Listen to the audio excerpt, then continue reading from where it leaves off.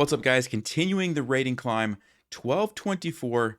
And, ooh, I wonder if we're going to see bishop c4. Okay, so somebody had asked in the comments for me to try the Blackburn Shilling Gambit. So let's give it a shot. Knight to d4.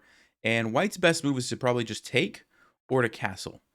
c3, interesting move. Well, they didn't fall for the trap. The trap is if they take here, you play queen g5, and black is basically already winning. c3 is probably a good move.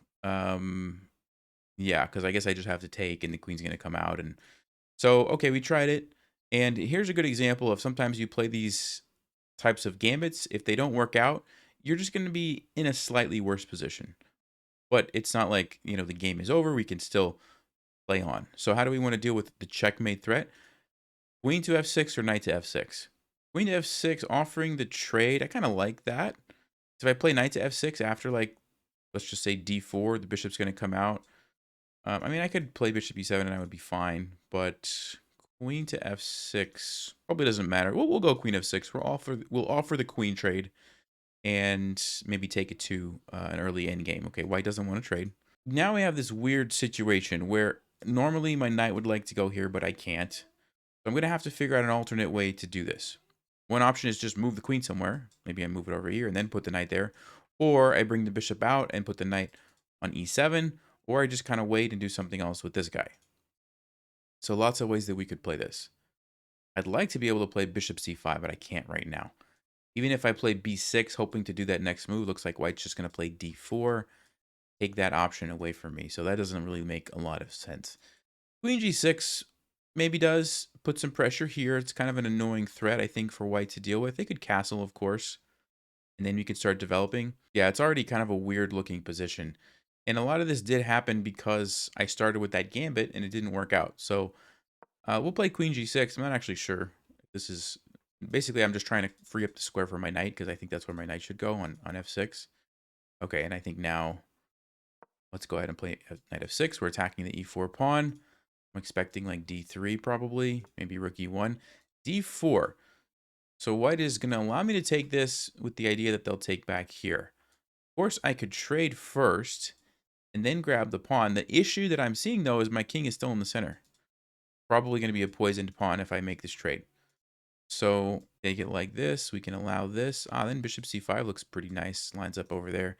That might be the way to go. There's also just rook e1 right away. What would I play against that? Because if this happens on my king before I get castled, that could be very bad news. So I have to be really careful about that one. But yeah, do I really want to take that? That's the question. That is the question. I can also just play like d6, just kind of play it safe, not grab that pawn right now. Takes rook e1. What do I have a good follow-up move? Because there's f5, but then there's f3. I still have to move. Yeah, there's no way that that can be good for me. So I'm just gonna play d6 and maybe try to do this in castle. Not a great position, so I feel like we're gonna be kind of fighting back here in the middle game from a worse position. But that's typically what happens when you play crazy gambits.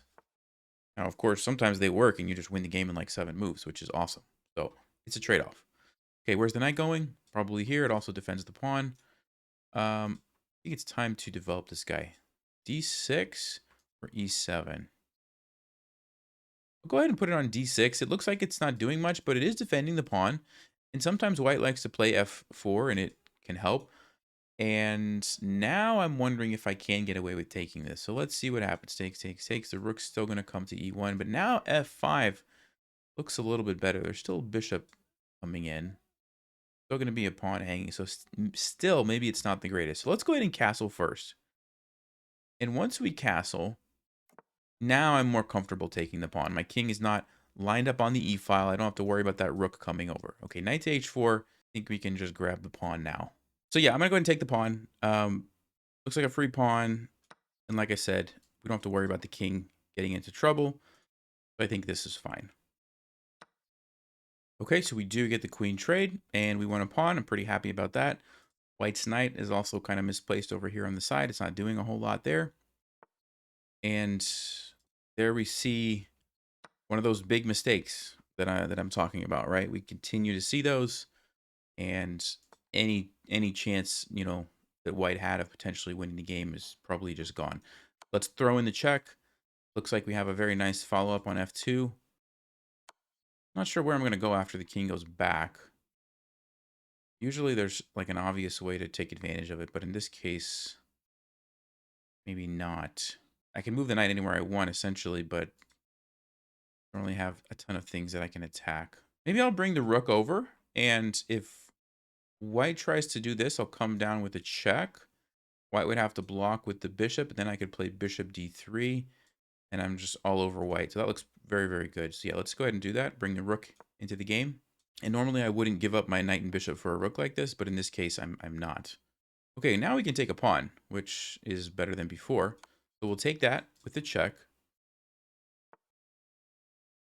And we go back to f2, or we could go to f4. Don't know if it matters too much. Yeah, we'll go to f4, I guess. If the bishop takes, that's fine. I'm up the piece, so trading is good. Have my bishops very nicely positioned. My rook's on the open file, so don't think we have anything to worry about here. Okay, we'll take it back. I'm going to go ahead and put my bishop here. It's defended by the pawn. It shuts down this file, and I'm allowing white to trade into me rather than the other way, because now I'm the one who ends up with the open file. So I think white would have been better off to just leave that there, leave the tension, rather than give me control of the file, because notice now the rook can't go there anymore. So yeah, and of course, if you go here, it doesn't really do anything. My bishop is just going to sit there. You can't really make it move. And probably what I'm thinking of next is coming down here and start hunting some of these pawns. Also, bishop d3, bishop d3, then I could get pinned. I was going to say bishop d3 forces a trade, but because of the pin, it doesn't quite work. Okay, before, yeah, I think getting the rook on the second usually is a pretty good idea, so let's go ahead and do that. I may also want to start using some of these pawns to attack the king here. Also, I won't have to worry about any back rank checkmates if I move some of these forward. So let's go ahead and make a pawn move here. And I'm actually thinking of now maybe pushing this one down and attacking this guy, which is pinned. Like a very difficult threat for white to deal with. Pushing this guy all the way. Of course, I can also go hunting these pawns. That would be totally fine. Even bishop d3 now that I'm looking at it makes sense, just to trade some more pieces off. So lots of ways to do this. It doesn't really matter, which one you choose. I will start with h5 because this looks like it could just lead to a checkmate. Or, okay, we'll go ahead and take these pawns off. And h3 is coming next. Because of where my bishop is, the rook won't be able to defend the pawn. You can't go there with the rook to defend. And the bishop is obviously not, well, you can go there, but I'll just take it. And all right. So real quick, we'll just take a look. Okay, fairly well played game. So here we go, Blackburn Shilling Gambit. The point is that if white captures you, queen to g5, and white's in big trouble. It looks like they can get a fork, but after queen takes g2, they're actually just losing. There's a little trap here. If they don't want to give up their queen, they would have to block with the bishop, and there's a smothered checkmate. So that's the point. That's the idea. That's why I tried to play it. But as we saw, our opponent was familiar with that and played a good move. And c3 is pretty good. It's not as good as just taking or castling, but it's not a bad move. And then white was playing relatively fine right up until lost the pawn and then blundered the piece. And that was it. Game's basically over at that point. So you have to avoid those big mistakes if you're going to get past 12 and 1300. Let's play another game. All right. A couple people had asked for d4, so let's play d4. Now, full disclaimer, I don't play d4 most of the time, so I'm not as familiar, but I can still, walk you through what I do know and what I am thinking about. So, yeah, let's just play like a Queen's Gambit type of setup. Get the pawn out there on c4. Bring the knight here. And then we'll see what we want to do. Bishop to b4. Interesting move. I mean, I'm immediately thinking like queen b3 or queen a4 ideas just to attack that weak bishop. Also just getting my bishop out. Maybe bishop g5 or bishop f4. I think I'll just develop it here. And yes, there's f6 and I'll lose a tempo. But f6 is kind of one of those weakening and awkward moves in this type of position. Because normally you would want your knight to go there. And if you put a pawn there, well, then your knight can't go there. And then you've also weakened these light squares. So that's a kind of a weird situation where I'm happy to waste a move by going there and allowing this, because really it's just a weakness, I think, for black long term. So we kind of induced that move by playing bishop to g5. Okay, queen a5. So black is clearly attacking me here. A couple of ways we could deal with that. Queen maybe to b3 or c2, or just simply rook to c1. Now on rook c1, takes. We would lose a pawn here. So maybe queen c2 or queen b3 is a easier solution. Yeah, let's go queen. Let's go queen c2. Defends and also kind of is eyeing this diagonal. And I'm going to probably play e3 next and get this bishop out, and we're going to see if we can take advantage of some of these light squared weaknesses here. And notice also, like, black would like to have a knight here that they could, hop in and continue to attack, but we kind of took that away when we played bishop to g5. So can't do that. Okay, they do take. I'm going to take with the pawn and leave the queens on the board for now. I think this would also be fine. There's nothing wrong with my position going into an endgame, but in an effort to take advantage of these weaknesses, probably going to be easier to do that with a queen on the board. It's kind of what I'm thinking. Now, I don't see an immediate way to do that, but I'm anticipating that after I get this bishop out, that could change. So let's go ahead, and I'm also just thinking about this move c5, just because the d6 square, after I drop my bishop back, looks like it could be pretty tough for black to deal with. Yes, they can attack me, but once I get my bishop in there, it's kind of annoying. I guess there's knight f5 though, so maybe I don't want to do that. So probably just e3 is what I'll do right now. I need to get this bishop out, and so that's kind of the plan. Okay, so now I'm thinking just bishop d3 attacks over here. And of course, it's not that hard for black to deal with it. They could play, well, they can't play f5. I guess they could play g6, but then that creates more weaknesses on the dark squares. And all these pawn moves are going to make it easier for me to attack the king. Yeah. And so that's what I'm keeping an eye on now. Probably just going to castle right now. Get the king to safety. But like if this knight moves, then I could potentially even sacrifice the bishop here to bring the queen in. Oh, you know what? Knight to e5 is actually a move. I just saw that because of the pin here on the knight, or on the pawn. So that's actually a good move. And black might stop it if they develop their knight or something, but I'm keeping an eye on that. Yeah, let's see how black's gonna go from here. Okay, queen to c7. So they do deal with that idea. So I can't play knight e5 anymore because the knight is no longer hanging. I can go back to that c5 idea though, followed by bishop here, and try to take advantage of that. I could go bishop g3 right away. e5 is not an option. I have too many pieces attacking it. Looks like a pretty annoying move. Let's go ahead and go bishop g3. And after the queen moves, I'm very much considering c5. Like I said, that d6 square just looks like a great outpost for my bishop. And so c5 is definitely, it just kind of really cramps down on black's position, makes it hard for black to move anything. Now there is b6, but I would be able to just recapture. I think that's probably fine. Could play e4 right away. Also looks pretty good, because once I open up that file, I can use it for my rook. Rook to b1, also just putting the rook immediately on the open file. Lots of moves look pretty nice here. Even something like h4, h5 is an idea to attack these weaknesses. Lots of moves. Yeah, I guess we'll play e4. I want to open this up a little bit and try to get my rook involved. And so I think I will take this opportunity to just play e4 right away. Okay, we'll take. There is f5, f4, but we do have the h4 square, so our bishop's not trapped. I did think about that before I played e4, and that is something I want to watch out for. Sometimes those tactics can be very tricky, where you forget about like a double pawn push to trap a piece, but in this case, it's okay. But that's happened to me many times before. Okay, so knight d7 is played. I'm thinking just rook e1, because I kind of feel like all these pieces are pretty well positioned right now. I guess I could play bishop d6 to even just, and then c5. No, but I want to use my rook. I don't like how my rooks aren't doing anything, so I think rook e1 is probably a good move. Okay, now we see f5, so I think we just have to retreat. I don't think there's much to think about here. Let's go back. And, all right, we do see the pawn push, but we have, like I said, bishop h4, so it's not a big deal. I'm still thinking about this sacrifice. Especially, ooh. I mean, we keep seeing it, right? Almost every game. They're playing good. They're playing, at least giving us a challenge, playing pretty well. Not like the best moves, but pretty well. And then bam, there's a huge blunder that kind of just cost them the game, right? So that's what we continue to see. All right, this looks like a free pawn. I'm just kind of verifying what's going to happen after the knight moves because there is a bishop lined up on my rook. But I don't see any good places that the knight could move that really concern me.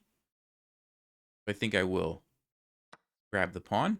And notice now we can start thinking about these light squares, and things are starting to fall apart here for black. Also bringing this rook over looks pretty good. Maybe bringing the knight in somewhere. Yeah, knight c5. Okay, so a couple of ways we can do this. Number one is we could just sacrifice the rook. So for example, maybe we take this, and then we take. Don't really love that. We could take here. Don't really love that. We could throw in this check move and then take here. That looks not bad because we're going to get a knight and a pawn. Also going to weaken the king a little bit. Or, and probably the simplest and maybe just the best thing, is just move it back. I don't think I need to sacrifice the exchange right now. I got my free pawn. Yeah, maybe I will just go here. Yes, black's going to be able to take my bishop, but fine. The rook is powerful. We're gonna double up here with the other rook. The knight's gonna come in. We have the queen, and we're fine. So not a big deal. b6. What's the idea? Maybe here. Don't really care. Let's go ahead and bring my rook over. Now we're threatening to come down here and trade. Okay, bishop a6. Like I said, don't really care. Knight to g5. I'm just trying to bring my knight forward. Could also sacrifice this.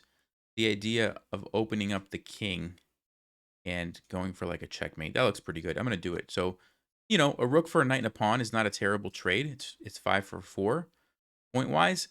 But then the fact that my queen is now right in front of the king, it's wide open. The knight's coming in. I can grab this if I want.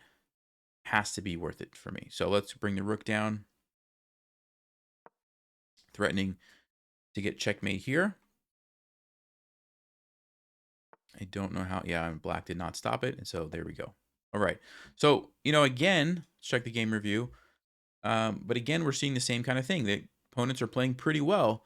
And then at one moment, they kind of just make that critical mistake, right? So opponent wasn't doing anything really bad here. I mean, maybe this wasn't the best plan, putting the pawn here, but their position was still pretty solid. And then all of a sudden, bam, lost the queen, right? So same kind of thing. Let's play one more game.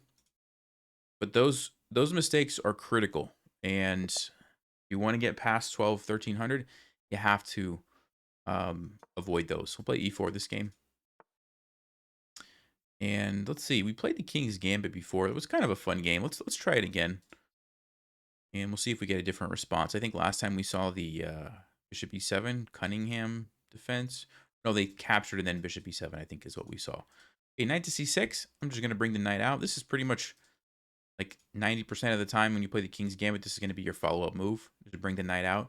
It controls the square, so you don't have to worry about the queen. It attacks the center and, helps you get ready to castle quickly. So, all right, I'm going to go bishop c4. A lot of times in the King's Gambit, pairing the threat on this square with your bishop along with castling and lining up the rook can lead to some very nice tactics. And so let's see if we're going to see that now. I'm going to go ahead and castle. And already I'm starting to think about sacrificing here, jumping in with my knight, something along those lines. So let's see. Could also just right at the center with like d4. My pawn is under attack, so maybe I want to deal with that. Maybe knight c3. Yeah, we'll play knight c3. I don't see a good enough follow-up right now. And that's what you'll find a lot of times if your opponent's just going to play like super solid moves, like just developing their pieces, not really being aggressive. A lot of times there's not anything immediate that you can do. You kind of just have to be content with the small advantage and go into the middle game that way. Let's see. D4 comes to mind, just kind of striking at the center. D3 also, a little bit more passive. Queen to E1 is an idea a lot of the time because you relocate your queen over to the king side like this. Also, if bishop g4 happens, which is pretty common, I'm not going to be in a pin. Kind of like the look of that. I could also just wait and do that in a little bit. Could also play the move f5, which a lot of times when you play f5, you have to be careful because d5 can really mess you up. But in this case, d5 takes. I would be happy with that. So I'm considering f5 here because it shuts down this bishop, and it's kind of like, where's that bishop going to go? The other thing about f5 is sometimes g6 can be annoying, but in this case, black doesn't want to play g6. That's going to open up their king. So maybe I will play the move f5. Let's try it and see. I'm just trying to, like I said, shut down black's pieces here. Standard response when somebody pushes like this is to strike with d5, but black can't do that right away. So hoping to take advantage of that. All right. I'm just leaning towards like d3 just to let my bishop out. I don't think we need to get fancy. We can take this. And then what? Go back here to attack it. Actually not terrible either. But then I'm losing my pawn here. Yeah, so I think we do need to defend that. So let's play d3. Defend the pawn here. Okay, so this is actually a good idea by black. They're trying to play d5, which is, I think, the right approach by them. So good job to our opponent by, kind of finding the right idea. Question is, how do I want to respond to this? I'm thinking of going bishop g5. Because if they play d5, I could take. If they take, then we can just simply capture. We're going to lose this pawn, but at least we're winning this one. That looks pretty good. What other options do I have? If I take here, I have to retreat my knight. There's still going to be d5, which I don't love. You could drop the bishop back to b3, kind of anticipating the move d5, but it just gives black the option to trade and then probably play d5, although this pawn would be hanging. That's an option, but I think bishop g5 just makes sense right now. I want to finish my development, and that just seems like the logical way to do it. So, but again, I feel like our opponents played pretty well. It's a question of, can they finish out the game without making one of those big mistakes, right? And as we've seen, a lot of times in the middle game, that's where we see those big mistakes. So let's see what happens this time. Okay, knight to e8, interesting move. So they're really trying to force the issue here, which, okay, I think I'm fine just trading that. I could also play a move like queen to d2 to defend, or just retreat, basically saying I'm happy that I made you move your knight back, which is not a terrible idea. Maybe I will do that, because a lot of times when your opponent's really cramped and they can't move, trading pieces just kind of helps them out a little bit. And so I am just going to go back and ask black the question of, how are you going to like develop your pieces when you can hardly move, right? You just moved your knight backwards. If black wants to go back there, they can, but then I essentially got bishop e3 for free. So seems like a logical move to me. Also, I'm just simply threatening to win the pawn. So black has to kind of deal with that. And if they take me, I'm happy because I can get my queen off the back, which frees up this rook to come over and help. Sets up a nice battery along the f file. Feeling pretty good. Also, the big drawback of this is it's harder for black to play d5. Yeah, so black was on the right track with playing d5, but now they're kind of, I think, getting a little confused here. And they're not going to be able to play d5 anymore because now I have too many pieces. They do defend here, so I get the idea there. I'm debating playing a move like a4, only because sometimes this b5, b4 idea is pretty annoying, and I don't want to give black option to do that because they're so jammed up. The other thing that I'm thinking of doing is king over here, move my rook over, and actually launching an attack on the king. It's a very aggressive approach that is running through my mind. But also just drop my knight back to force this knight to trade, and if it doesn't, I'll play c3 and chase it away.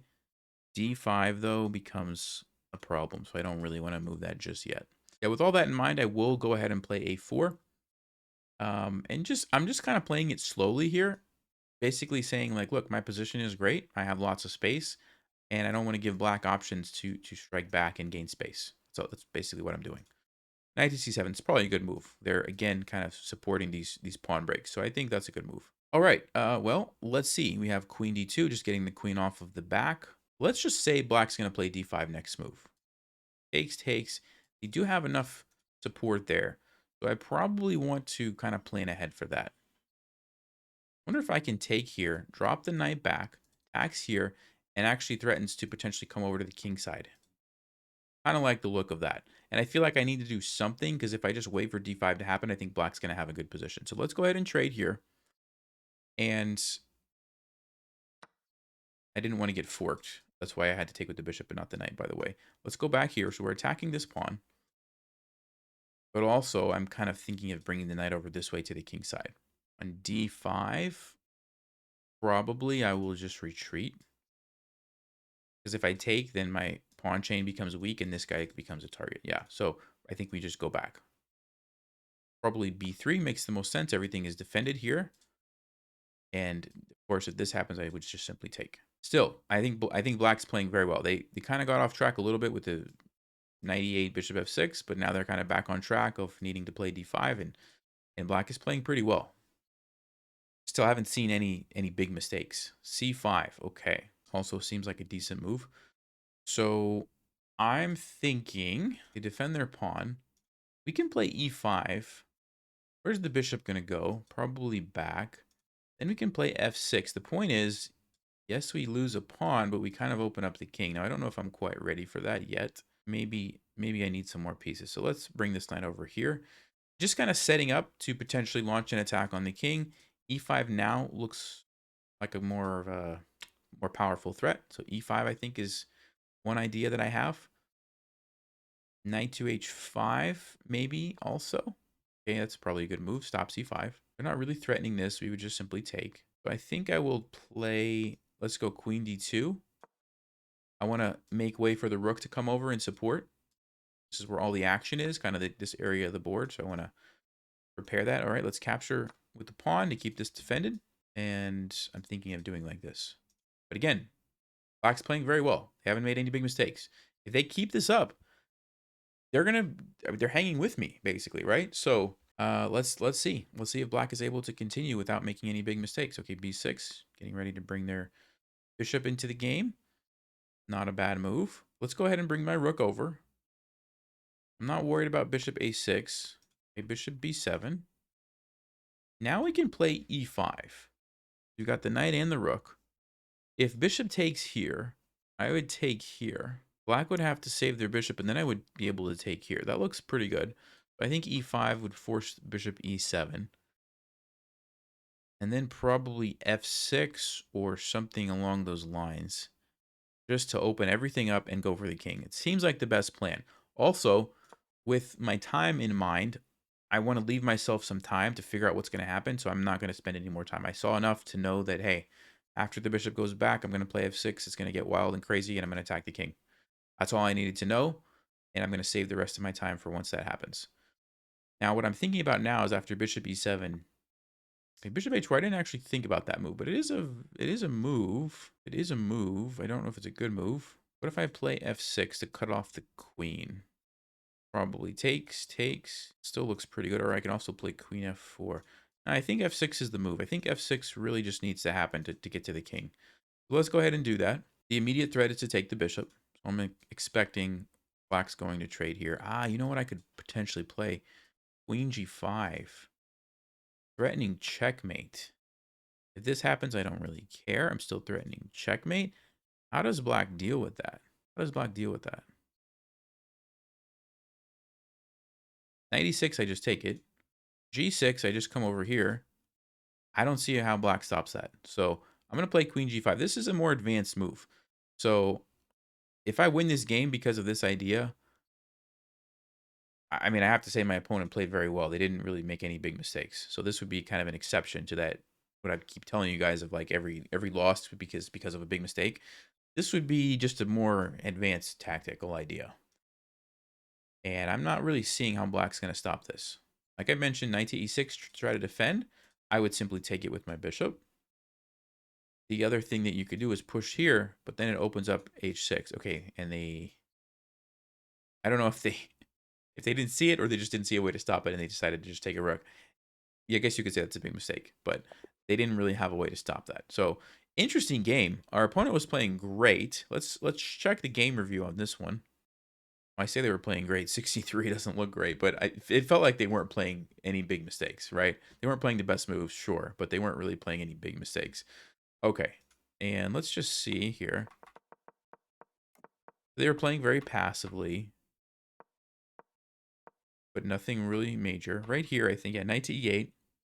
We talked about it. Definitely felt wrong. And computer did just want me to take. It just wanted me to take and play knight takes d4. And then what was the idea here? Knight back to e2, and then just basically this position. Weird. Anyway, I think bishop e3 was a fine move practically. Okay. Yeah, I mean, black was even with me this whole time. Had an even game.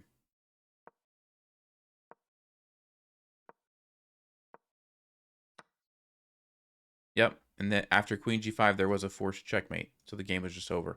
So yeah, that was kind of an exception. Black didn't lose from a really big mistake. There was just this tactical idea that I've seen before. Whenever there's a pawn on f6 attacking a king like this, if you can bring your queen to g5, it's very, very difficult to deal with because number one, you can't take because it's pinned.